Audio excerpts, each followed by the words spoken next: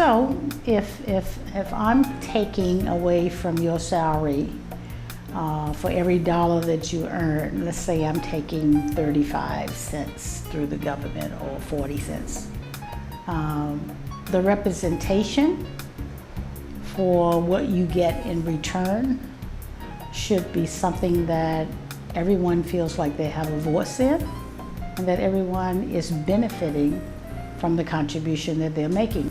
Ellen has just done such a fantastic job for such a long period of time. I mean, we're talking going back 10, 15, 20 years, and the energy level just doesn't diminish. I met Ellen almost 40 years ago. Her district has such a tremendous change. When I think of Ellen, I think of change maker. I think she's a visionary. I think she makes folks believe on the possibilities of what is not now, but can be. She's changed the look of the landscape of Highland Park.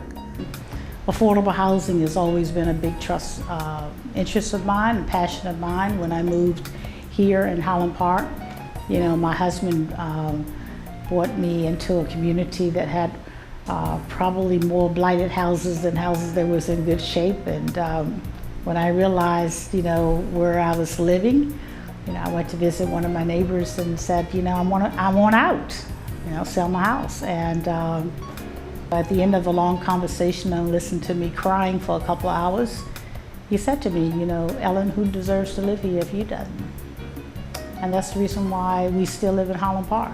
And we will continue to live in Highland Park as we work diligently to make this community a decent place for people to live, a decent place for all people to live. She's committed to our community as well as the city of Richmond as a whole. In our community, she fights to benefit both families and youth, as we can see with her establishing new schools and working toward the establishment of other schools in her district.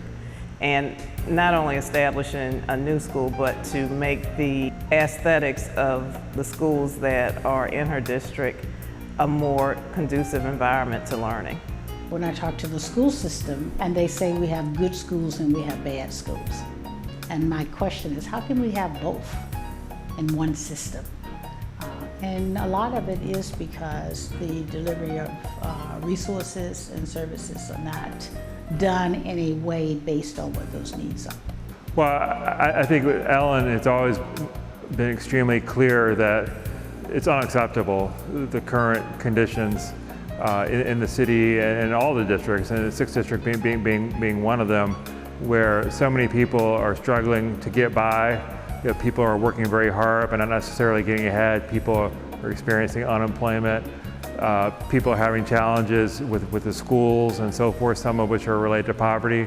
And I think she's taken upon herself to say that no matter how hard the challenge is, we're going to do something about it. We're going to start with trying to get people into jobs. The disparity in the city of Richmond and in the 6th district, for example, we have the largest concentration of poverty in the city of Richmond.